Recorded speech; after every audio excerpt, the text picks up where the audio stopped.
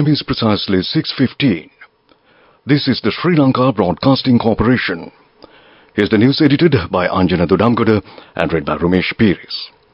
The headlines. The President says no one should forget past hardships due to shortages of medicine, fuel and fertilizers. The head of state affirms Sri Lanka's commitment on promoting ecotourism at the WLI Asia Oceania Conference 2024. The Prime Minister says the launch of Sri Lanka's Ocean Forecast website immensely useful to plan livelihood activities of people. The Department of Prisons has released 289 inmates for Poson Poya.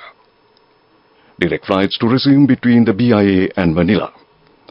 In foreign news, Hajj death toll tops 1,000 after extreme heat. In sports, Sri Lanka women claims a whitewash against West Indies after 16 years. Now the local news in detail. President Ranil Wickremesinghe emphasized the imperative of not forgetting the hardships endured in the past due to shortages of essential resources such as medicines, fuel and fertilizers critical for the country.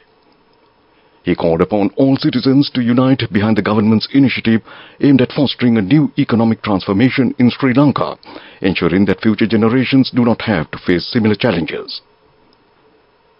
The President highlighted this during his address at the 9th General Assembly of the All-Island Private Pharmacy Owners Association, which took place last afternoon at the Golden Rose Hotel in Boralas Gamua. The President also extended his appreciation to the All-Island Private Pharmacy Owners Association for their steadfastness during the past COVID-19 pandemic and the economic crisis, fulfilling their responsibilities to the country. Prime Minister Dinesh Gunawardena launched the Sri Lanka Ocean Forecast website at a special function held at the Temple Trees in Colombo. The University of Western Australia provided this Ocean Forecast website through a grant allocated by the Australian government. The Prime Minister stated that just as the weather forecast describing future atmospheric conditions such as the air temperature, humidity, precipitation, wind, etc., ocean forecast is also extremely important to an island nation like Sri Lanka.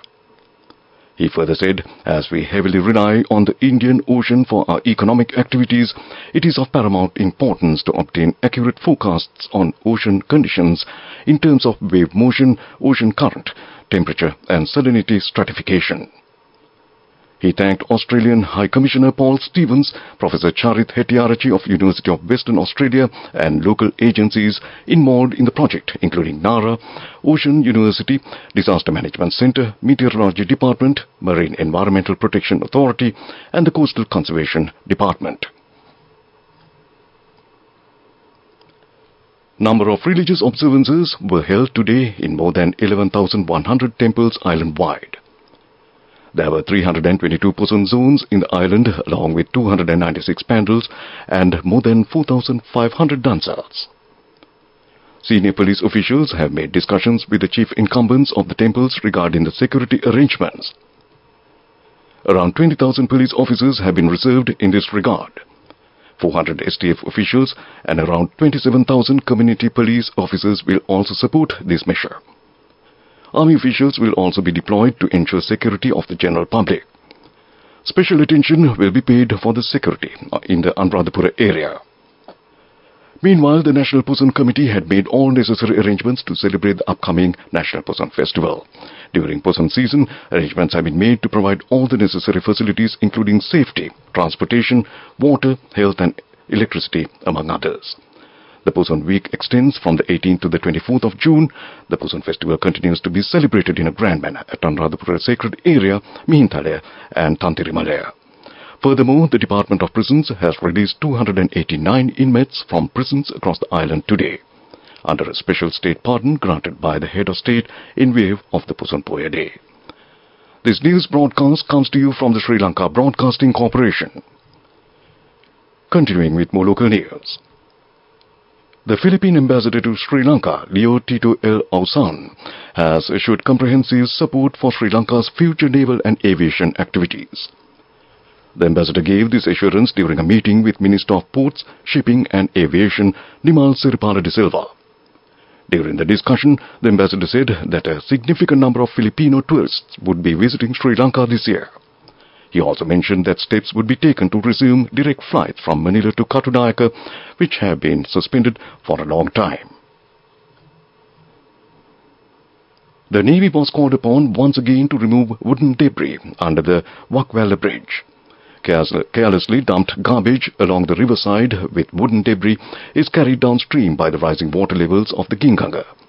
As a consequence, the accumulated waste is trapped under the bridge, restricting the free flow of water and increasing the flood risk in low-lying areas on both sides of the river.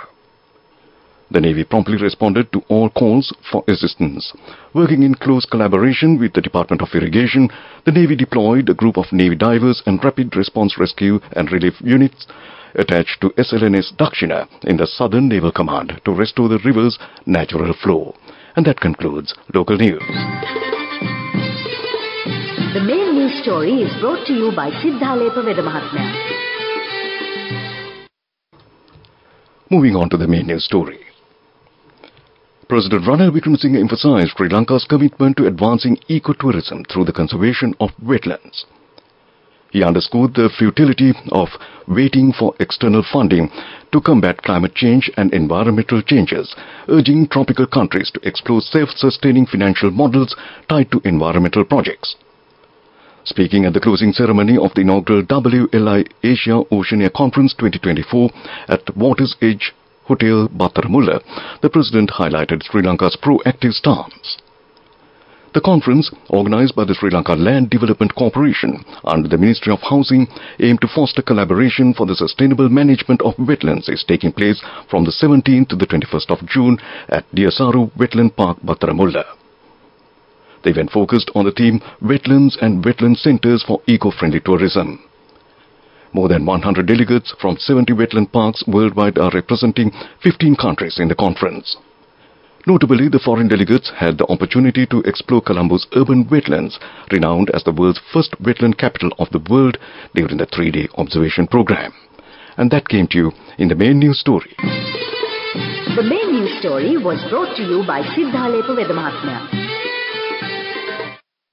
And in Watchlight this evening, though its current evaluation of the global public health risk is low, the UN Health Agency cautioned that with the onset of winter in the Northern Hemisphere, the new variant JUN could increase the burden of respiratory infections in many countries, noting other diseases such as RSV, influenza and childhood pneumonia that are already on the rise.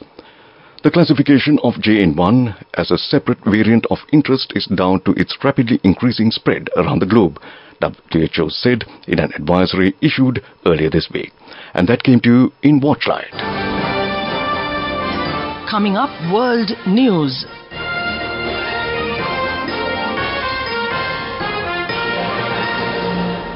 And moving on to the bulletin of World News, and first the headlines. Hajj death toll tops 1,000 after extreme heat. 1 person killed, over 200 injured in Kenya tax protests. China and Australia to resume 5-year visas to citizens for tourism and business. Now the world news in detail. The death toll from this year's Hajj has exceeded 1,000, and AFP tallies said on Thursday that more than half unregistered worshippers who performed the pilgrimage in extreme heat in Saudi Arabia. The new deaths reported on Thursday included 58 from Egypt, according to an Arab diplomat who provided a breakdown, showing that of 658 Egyptians who died, 630 were unregistered pilgrims. Around 10 countries have reported 1,081 deaths during the pilgrimage, one of the 5 pillars of Islam which all Muslims with the means must complete at least once. The Hajj, whose timing is determined by the lunar Islamic calendar, fell again this year during the height of Saudi summer. The National Meteorological Center reported a high of 51.8 degrees Celsius this week at the Grand Mosque in Mecca. An alliance of rights groups and the police watchdog said 1 person was killed and at least 200 people injured across Kenya in Thursday's nationwide protests against government plans to raise $2.7 billion in additional taxes. Police fired tear gas and water cannons to disperse protests in the capital Nairobi.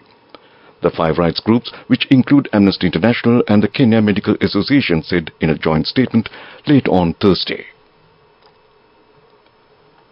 China and Australia will provide each other's citizens with multiple entry visas for up to 5 years for tourism and business from Friday, the Chinese Foreign Ministry said, in another sign of improving ties between the two countries.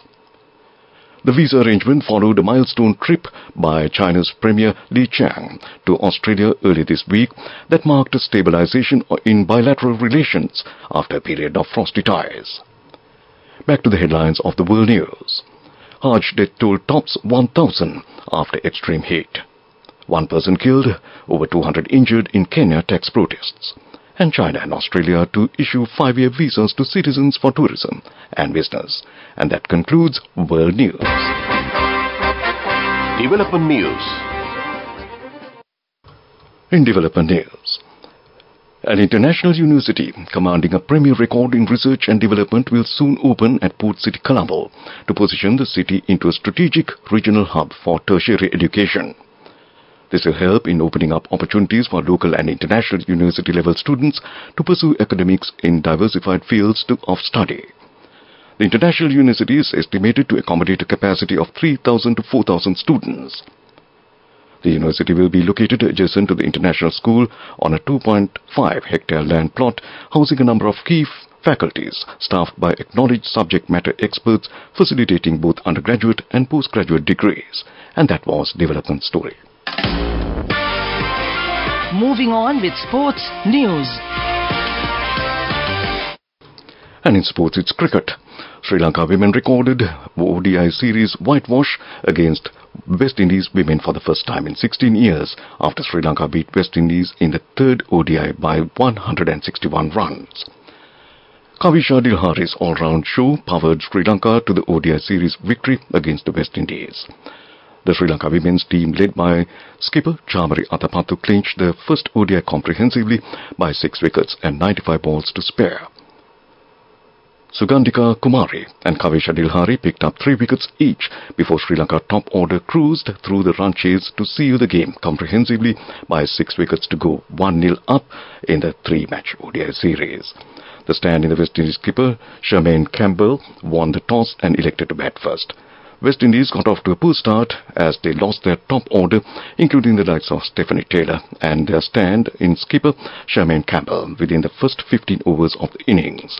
With the West Indies in deep trouble at 22 for 3 in the 13th over of the innings, Shaden Nation joined wicketkeeper batter Rashada Williams at the crease, and the duo stitched a crucial 24-run partnership for the 4th wicket. And that was Sports News. Go ekatiyana youth ekata life eke change ekata niyameta set wenna as wahagena dakapu gina habe karanna youth ekata niyameta set wenna friendship eka menna. The all-new NSB Ithru account, NSB IAM, a plan for your dream.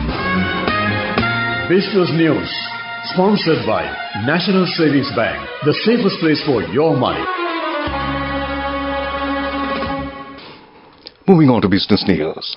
Nestle Lanka's all-island schools art competition named Me Mava Rakinata Tilitudak Mavana Rurata concluded last week, awarding the winners of the junior and senior categories.